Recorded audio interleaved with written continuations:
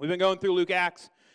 We decided to go through Luke Acts because we want to make disciples here at the church, and thought the best way to do that then would be to study the life of Jesus, which is the gospel according to Luke, which is the first part of the 2-volume set that is Luke Acts, and then the book of Acts, which is the Acts of the Apostles. So Jesus' ministry then is in Luke, and then his resurrection, his ascension into heaven, and then because of that ascension, now what, right? So if this guy comes, he's God, comes to earth, does what he does, then what do we do? And that's what you have in the book of Acts. And so we've gone all the way up into where we are now.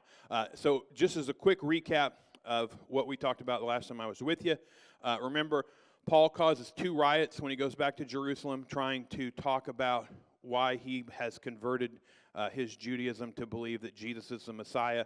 They don't like that and want to kill him. Every time he goes to talk, the crowds riot. So he gets rescued by the Roman guard, taken back into prison. And so that night then when he is in his jail cell, feeling bad about himself, like he has failed to do this thing that he wanted so desperately to do, Jesus shows up to him, says to him, "Take courage that you're going to be my witness in Rome." And that's where we left it off, that like, hey, even though this thing didn't go the way you thought it was going to go, I'm going to get you to Rome, which is what Paul ultimately wanted. And so it's like this sort of word victory, at least for him. And then you jump into today's verses. So you would think if Jesus says to Paul, "You're going to Rome, that's what we're going to do," that then that would be where we head. And it is, but as we will see over the next couple weeks here as we study his trip from Jerusalem to Rome, it is fraught with suffering, setbacks, things not going well, rough situations, bad news after bad news after bad news. And so Paul, though, through the whole thing, never has a moment where you see him like want to throw the towel in, right? Or get frustrated or get upset, because he knows this is where Jesus is taking me. And so for us this morning, as we jump into it and look at it, I want us all to think about, where do you draw your hope?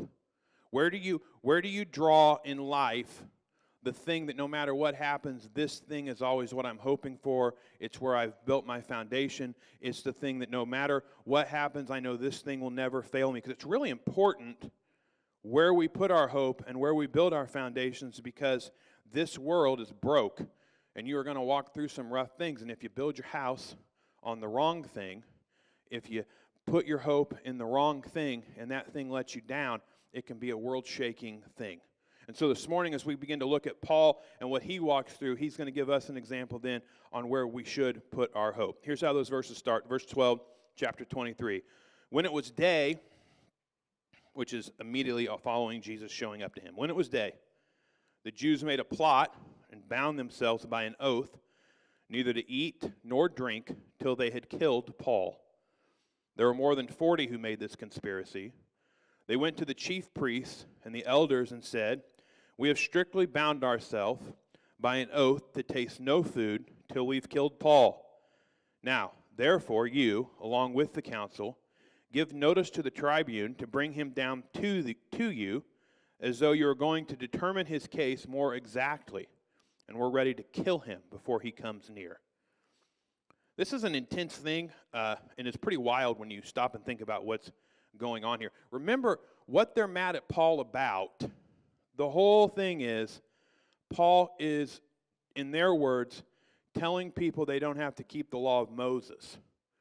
He's going around telling people we don't have to keep the law anymore, and for that, he needs to be punished. There needs to be retribution for that. And then in turn, they just do a bunch of stuff in these verses that are all against the law of Moses. So they have a meeting without permission. They plot to kill this man without him having a fair trial to argue why they shouldn't kill him. They meet with the Jewish council. So you're not talking about just, we're going to randomly try to grab him on the street. You're talking about a conspiracy at the highest level. They meet with the Jewish leadership, and they're like, "Hey, we need you to go to the Roman tribune, to go down to the governor, and tell this guy that you need to talk to Paul again." So they'll bring him out of the prison back to the temple, back to where the Sanhedrin is. And when they do that, when they bring him in, then we'll jump and kill him outside. And they're like, perfect. And we're not going to eat until we get that accomplished. It's so separate and away from what the law is supposed to be, and yet they're all conspiring to kill Paul because they hate the idea that Jesus is the Messiah that much. They're so put off by this idea that Christ has died for all people and redeemed all of mankind, Jew and Gentile alike, that they're willing to go to this extent to do this. And it wasn't unheard of at this time, at this world. There were whole groups of Jewish people called daggermen that's all they did. When you read about Simon the Zealot in Jesus' disciples, it's possible that's the guy he was. So what these guys would do was they would hide daggers in their cloaks, their Bible dresses, as we used to call them as children, and would wait in the streets, and if they saw a Roman official come by or somebody they didn't like, they would drop a dagger out into their hand, slit the guy's throat, and put the dagger up, and then disappear into the crowd. So it's a happy group of people. And that's what's going on here with Paul. Now listen, when you read that story, when you read this is what the plot is, it's really hard to go from Jesus going, hey, take courage, I'm going to get you to Rome. Hey, be happy, I'm going to do this thing for you. And in the next breath, all these people have this plot to kill you, and they're going to destroy you. It's bad news, right? What are you going to do with bad news when bad news comes along? This is why it's important. Where do we draw our hope from? Because hope is, in the face of bad news, how do we maintain joy and composure so that our world doesn't fall apart? And nobody in this room is dumb enough to pretend like you're not going to get bad news or walk through dark times or dark things. Now, some of you are going to walk through way darker than others. There doesn't seem to be any rhyme or reason on how this world decides who faces what tragedy, right? Some of you will just have to face the normal life tragedies that you're going to get sick, you're going to die, you're going to get old, those things. But then some of you had to lose family members, you've had to bury children. Some of you have had diagnoses medically that nobody should have to walk through. What do you do in the face of that? What's the response? How should we go? Because sometimes in Christianity, I don't think we talk enough with what's the emergency plan in this situation? When we face a rough situation, what should we have planned ahead to do? Now, I'm a creative, if you didn't know that, so planning's not really my forte. I like to dwell in the chaos, right? But some people really like a good plan. And I've learned in life that that's not necessarily a bad thing. And if you're a creative, you need people around you who can do the plan for you. And you kind of grow up and learn through life that it's good to have them around. I did security when I first got out of Bible college. I was working at church, wasn't making enough money, so I had to work 2 jobs, so I was doing security at ADM. And so when you're in security, here you are, they take you into the little room for all your training you got to go through. Now, if you don't know, there's all kinds of volatile, crazy things out of ADM that can kill you. If you didn't know that, now you do. Good night. Hope you have a good sleep. So they take us in this little room and they sit us all down. It's like me and 4 other people that were the new hires, and they're training us. And this person comes in who, God bless him, had the personality of a brick, just dry. And he's like, I'm here to tell you about ammonia. And I'm like, this is going to be a barn burner. He goes, if you didn't know, one of the largest stores in Illinois of ammonia sit 2 blocks about that way. And he points out the window. He's like, these giant tanks over here are filled with ammonia. Ammonia is a poisonous gas that if it gets loose, it'll make a giant bloom of ammonia. Now, if you breathe in ammonia, it will blow the capillaries up in your lungs. If you breathe too much in, it can make your eyes explode, and it can make your skin peel off. And so it's important that we have an emergency plan for what to do if the ammonia tanks blow. And you guys are our front line. So if the tank were to blow, and he starts going through this list of stuff that we're supposed to do if the tanks blow. Well, there's this guy sitting next to me. He raises his hand at the end of the guy's presentation, and he goes, yes, sir. And the kid goes, what's the phone number for an office in the building you work in? And the guy goes, what? And he goes, I need a phone number for who to get a hold of over there. And he goes, why do you need a phone number? He goes, because when the ammonia tanks blow and I run out of this place and I get in my car and I'm driving away, I want to be able to call somebody and let them know that 1, I quit, and 2, the ammonia tanks blew up. And the guy was like, well, that's not what you're supposed to. And I'm like, listen, you don't pay us enough money to stand in the middle of an ammonia cloud, right, with our eyeballs exploding. Sorry, we'll call you as we are driving away from here. But that's at least a plan, right? At least he thought, well, I should communicate with somebody. And yet, sometimes as Christians, like, we just want to put blinders on and pretend we're going to go through life and never face bad things. And then when bad things happen, then we're like, oh, why, God, why is this? Why? Instead of going like, no, I knew this was going to happen. Jesus literally says to me that if you follow me, you will face suffering. You're going to suffer. You know it's coming. You know we're going to go through it. So why wouldn't we have a plan in place on how we should deal with it? Which means then you have to think about, where do you put your hope? If you put your hope in your family, in your relationships, in your wealth, in your home, all of those things can fall by the wayside and fail you. And if they fail you, then your hope has failed you, which is the beauty of Christianity and the beauty of the cross and the beauty of Christ, in that he can never fail you.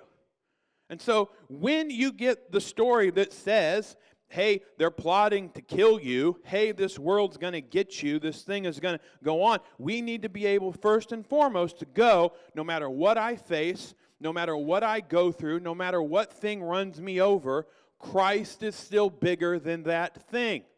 And our hope is not in the things of this world, but in the things in the world to come.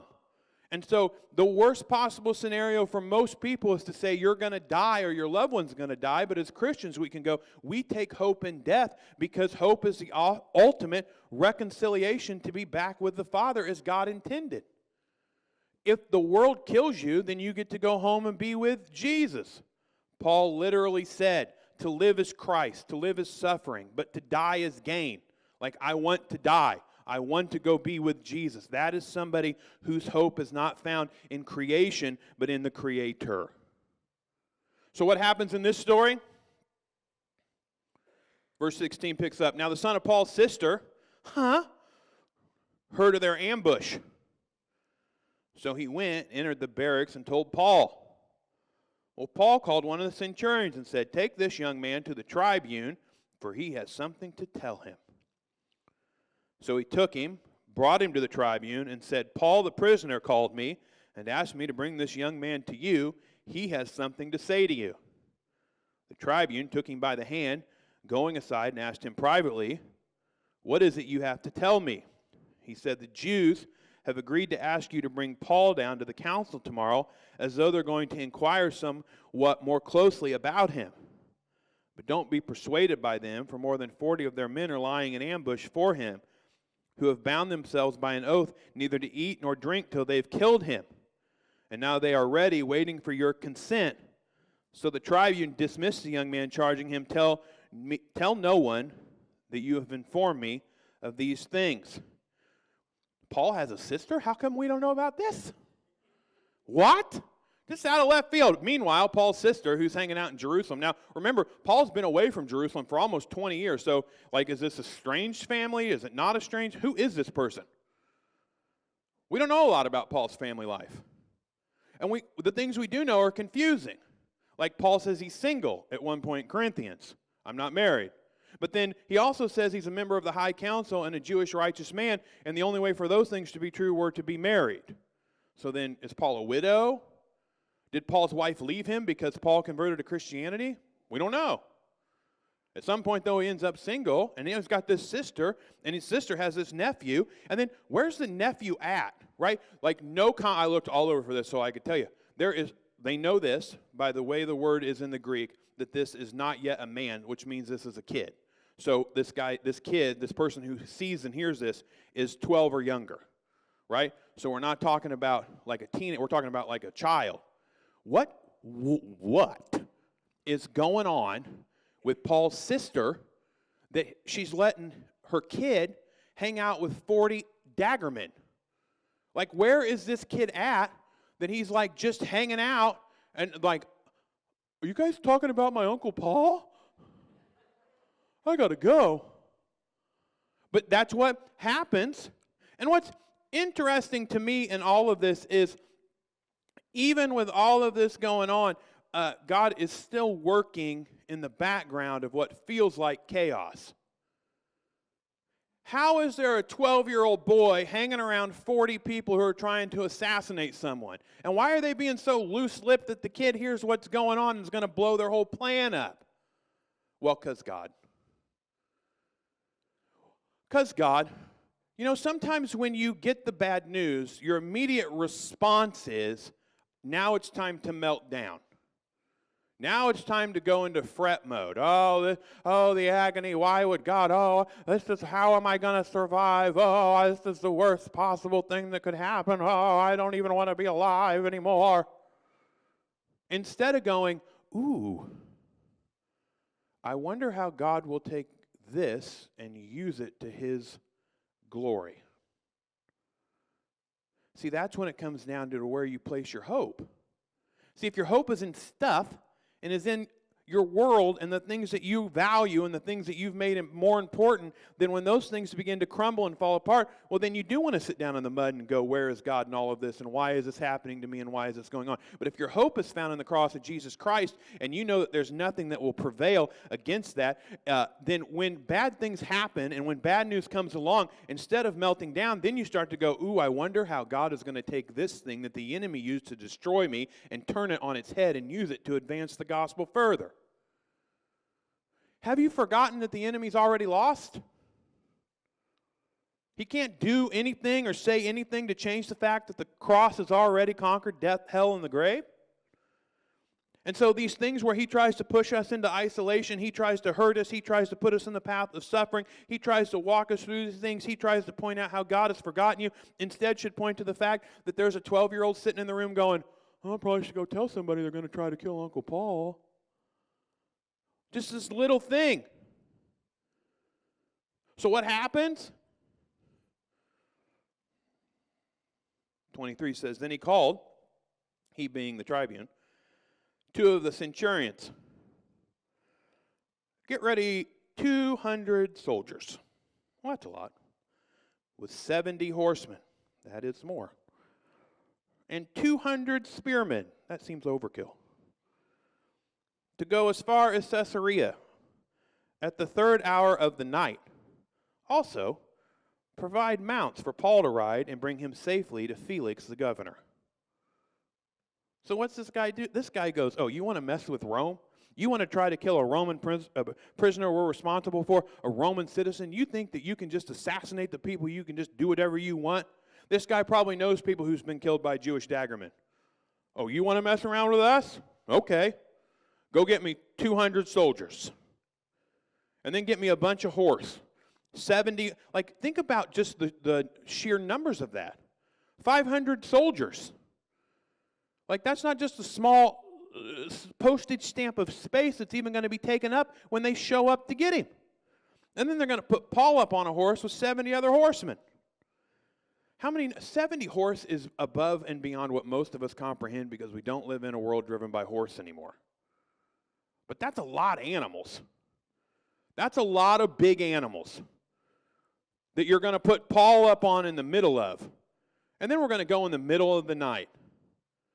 So we're going to wait and go till it's nighttime because these dum-dums said they're not going to eat anything. So they're going to be good and hungry and good and exhausted, and then they're going to see the whole Roman legion coming over the feet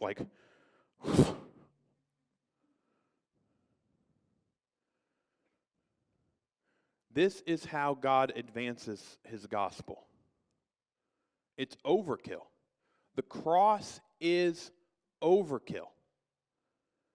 Grace and mercy and redemption and freedom is overkill. That's the hope that we have. That's what we can build our foundation on. That no matter what you say, what you do, no matter how far out in the weeds you get, the cross is still big enough to redeem you and bring you back. And no matter what dark thing you face, no matter what thing is standing in front of you, when God looks at it, he sees it in the same way. 40 daggermen mean absolutely nothing to me. I command the armies of heaven. We'll put you up on a horse and I'll march you where I want to take you because I'm still God. Do you not think I'm not God? That I can't overcome anything that gets put in your path? It's the same thing. This isn't even Christian at this point. This is just how Rome handles it. How much more is the God of love and grace and mercy going to go and prepare for you so that you can accomplish the things He wants you to accomplish? Where do you put your hope? When Jesus tells Paul, I'm going to get you to Rome, that's what He's going to do. When Jesus tells you, I have overcome your sin, I have overcome your failing, I see you as a new creation and a new thing, He means it. When Jesus says that I will be with you and my Holy Spirit will comfort you, He means it. You are not alone. You're not left out in left field. Nobody's forgotten about you. There is still hope and there is still a plan, and we shouldn't just throw the towel in when things get hard and when things get tough. We should learn to rage against and realize that God has it for us. Now listen, I'm not saying to you this morning that if you're in the middle of tragedy and pain and suffering, it's not okay to be in pain and hurting. Nowhere in Scripture either does it say you should never ever have any bad feelings and you should be happy all the time. It says you're going to suffer. Listen, nobody's happy about suffering. Nobody's like, ooh, I love suffering. Isn't it fun? I love a good long day of suffering. That's what I live for. Can't get comfortable. Can't find the right position to get in. Everything hurts. You know you're marching towards oblivion. You got no control over it. That's really where I want to be. I want to be in that spot. So don't hear these words and think to yourself that what the Bible is telling you, that if you have a hard day or you have a rough day, that you can't feel like you're having a hard day or a rough day. What I'm telling you is this: you need to be aware of who you are and where you draw your hope. You draw your hope from the cross, which means then when you're having those days, don't not use the tools put around you. Right? Paul could have been like, I'm good. I'll walk. I just need one soldier. I can do this on my own. I don't want to be a burden to all of you. I don't want to bother you with my mess. So I'll make my way to Caesarea and we'll be fine. No. He's like, yeah, put me up on the horse and put me in the middle of all those things so nobody knows who I am. Get me there and keep me alive. God's taking me to Rome. So then if you go through pain, if you go through hurt, or you go through suffering, who should you lean on? The church. You need to be vocal about what it is you're walking through. Your church family and your church body can't hold you up and love you, pray for you, care for you if you don't talk about what's going on. And it doesn't mean that you're weak or that you have shallow faith, or that what it means is you've got to be vocal about what you're in so that you can experience the power of the cross. That's why God bound us together as a community, so that we can carry each other when it gets rough. But what's the foundation of the church built on? Jesus. You know what Jesus will never leave? His church. So first and foremost, find physical people to put yourself around you when you go through bad times. You get bad news when things aren't going well. You should call church brothers and sisters and go, I've been diagnosed with cancer. My kids are sick. Whatever's going on. And then what you all should collectively do then is we all take that to who? Jesus. We all go, yo, Jesus, we've run into some suffering again in this broken world. Now, I know you told us we'd run into suffering, and we're not complaining or any of that, but what we're saying is we're running into some suffering, and we really need you to be Jesus in the middle of that. So if you can send a little hope our way, we'd appreciate it. And if you could send your spirit down, we all could use a little comforting, because this is rough. This isn't as easy as we thought it was going to be, and we are struggling. And Jesus will do that. Jesus will take care of you because He has a mission to accomplish. You go on, verse 25, and he wrote a letter to this effect. This is the tribune. Claudius Lysias, to His Excellency the Governor Felix. What a dumb name. Greetings. This man was seized by the Jews and was about to be killed by them when I came upon them with the soldiers and rescued him. Having learned he was a Roman citizen, desiring to know the charge for which they were accusing him, I brought him down to their council and found he was being accused about questions of their law, but charged with nothing deserving death or imprisonment. When it was disclosed to me there would be a plot against the man, I sent him to you at once, ordering his accusers also to state before you what they have against him. So what's he say? He goes, listen, I'm sending him to you because I don't know what he did. I tried to figure out what he did. I asked these people that are accusing him what he did. They said something about their law, which doesn't feel like he should have to die for it. But they're really angry. So I'm sending him to you, and all of his accusers are in tow, and they're going to come down there and tell you what's going on. But you know what the interesting part is? He's closer to Rome. He's closer to Rome. We all are moving closer to our own Rome. So we should define what Rome is. Well, what's Rome for a Christian? In Paul's story, Rome is the eventuality. It's the end game. It's where he's headed. It's what he wants to do. It's what God's promised. So what's God promised us? Heaven. So no matter what you walk through, if you can view the suffering of this world and the pain of this world and the bad news of this world, instead of viewing it as God has left you or God has hurt you or God has forsaken you, if you can start viewing it as, no, it's God's drawn me closer to Rome. He's taken me closer to home. He's bringing me closer to where I end up and where I want to be. God is a God of reconciliation and restoration and redemption, and this whole world is broken and busted.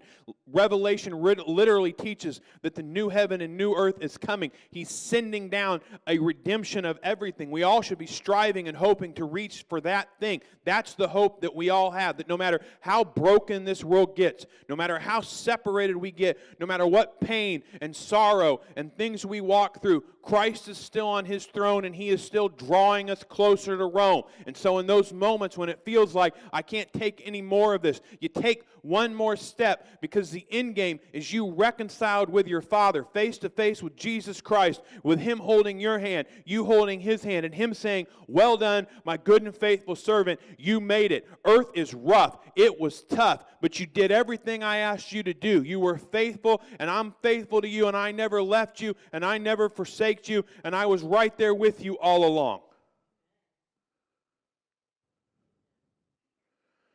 Paul has a letter that he carries along with him now that says, I don't know what he did, but he did something. Hopefully you can figure it out.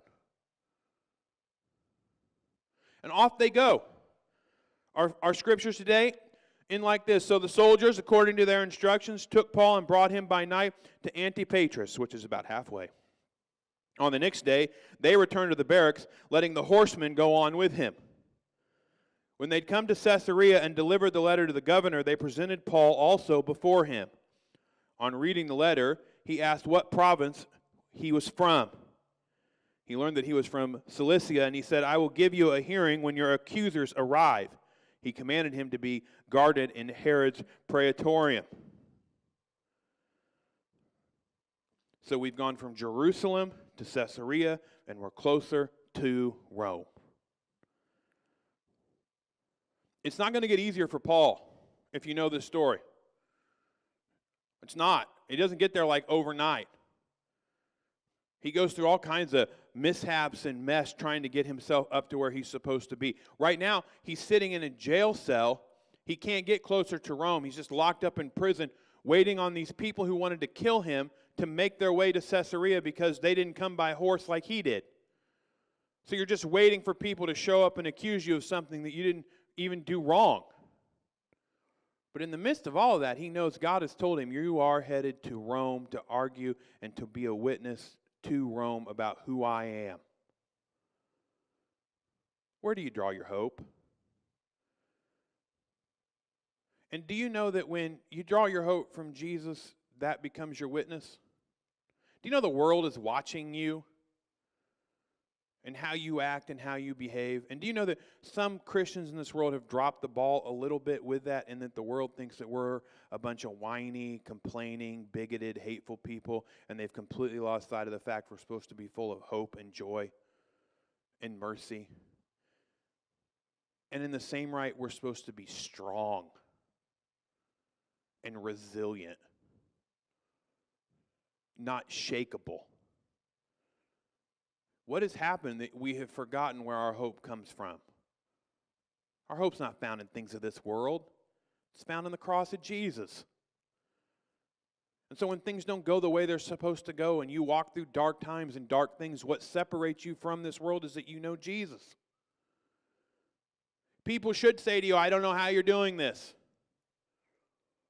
Because it gives you an opportunity to go, I'm not. It's not me. It's Jesus in me. My hope is not found in this world. It's found in things to come. And this is hard. Suffering is not easy. I'm not happy about where I am. I'm grieving and I cry and I have tears and everything is not perfect and everything is not exactly how it's supposed to be, but I cling to the cross of Jesus Christ because He offers the hope of eternity, where there'll be no more pain and no more suffering and freedom from the brokenness of this world. We've never known life free from a broken world. We have no idea even what that is. What's a world look like where there's no mar of sin upon it? We've just stood in the face of hell. That's all we've ever done. And what Jesus offers is hope and freedom from that, but He asks us to stand in the fire because there are those in this world who are lost in darkness with no freedom from the suffering this world entails. Do you think that you're special and you're the only ones who suffer? Do you think you're the only ones that face the pain and hurt of this broken world? All of creation is broken. All people face that pain and that hurt. All people have walked through tragedy and faced things that seem overwhelming. But we offer the hope of the cross, and we are the hands and feet of Jesus Christ. And if we don't convey and teach that to those who are out there and those who are around us, then we are lost just as they are lost. We are the light in the dark, and this present darkness is overwhelming at times. But Christ's cross is bigger. And that hope that is there should fill you with power and with resiliency to stand in the face of adversity and say, there is nothing that the enemy of this world will throw at me that Christ has not already conquered on the cross. Jesus took 40 assassins and turned it into a road trip for Paul. A vacation on horses with Roman soldiers. What the world intended to destroy him with and to kill him with, God used as a way to protect him, to move him closer to Rome. That's how your God works. He will take the things that feel overwhelming, that feel like you can never survive them, and He will bind you together. He will pour His Spirit into your life and fill you with comfort and hope and peace, and He will take that thing and raise you up so that you can be an example to the world around you to say, I have walked through darkness, I have touched hell, and I am still here to stand in front of you and say, Jesus Christ is the same yesterday, today, and forever, and there is freedom from the hopelessness of this world, and that hope is found solely in the cross of Jesus Christ, and we build our lives on spiritual things, not physical things, and you can be free from the pain and hurt of this world if you cling to the same cross that I present to you today, the cross of Jesus Christ. You want to be free from brokenness, then embrace that which is unbroken, Jesus. That's what you see when you read this. You know what you never see at all in this story? Paul complained. There's not one time that it says, and then Paul stood up and said, you said I was going to Rome. And now these guys want to kill me, and I got to ride a horse, and I don't like horses. Why? No, he's submitted to Jesus. He just goes, well, I don't know. We'll see what Jesus does. Go down there and tell the tribune they're trying to kill me again, but I'm going to Rome. That's how we should live. Let's be that church. A church that says no matter what we face, no matter what we go through, we can all go, we're going home. We're going home. So you can step on us, you can kick us, you can drag us through the mud, you can subject us to all kinds of brokenness of this world, but it's not forever. It's not forever. And we're not alone. We'll do it together. We'll hold each other's hands. We'll bind each other's wounds. We'll love and we'll pray Spirit over you, and we'll find comfort in knowing that there's hope in the cross. Let's go be that church. Let's pray. Lord, I come to you this morning, and I thank you that in spite of everything we walk through, you never leave us. Lord, for those of us who are here this morning who are in broken situations, that's all they can see, Lord, I pray you would be a comfort to them first and foremost. Lord, that you would validate their pain, you'd validate their hurting. Lord, I pray that nothing that was said or was heard would make them feel like we're making light of those situations. God, we know you are in the midst of the storms of this world. But Lord, I pray that you would begin to show and begin to teach all of us those things that the enemy uses to destroy us, those things that are supposed to draw us away from you, that are supposed to push us into isolation. The suffering and pain of this world would be the things that you use to advance your gospel. Lord, we bring our pain and we bring our hurt and we bring our suffering as an offering to you, and we put it at your foot of your cross, and we say, use this mess to advance your word in this world. Lord, we know the true power of the hope of your cross.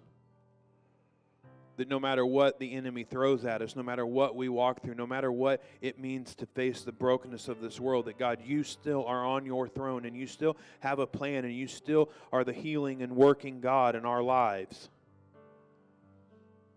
So Lord, I pray for those who are hurting and suffering and in pain, that you'd begin to show them that you're going to use those things that feel overwhelming, that you haven't left them, you haven't forsaken them or forgotten them, but you're right alongside of them.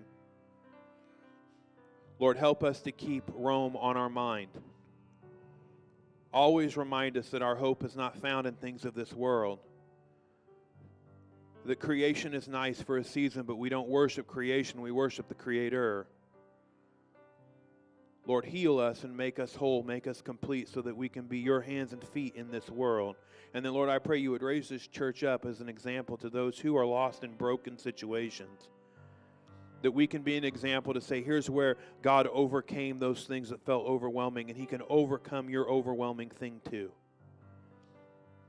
Lord, I pray you would unleash your Spirit upon Vintage Church and on the city of Decatur, God, that we can dwell in the comfort that is found in knowing him. As your Spirit speaks and moves through the lives of believers, Lord, that we would learn to know that voice. We would learn to know how to lean into the comfort found in that. Again, Lord, I pray for this church and the people who are part of it, that you would bind them, that you would raise them up, and that you would use us in this broken world. God, we thank you for what it is you're going to accomplish. It's in your gracious name we pray. Amen.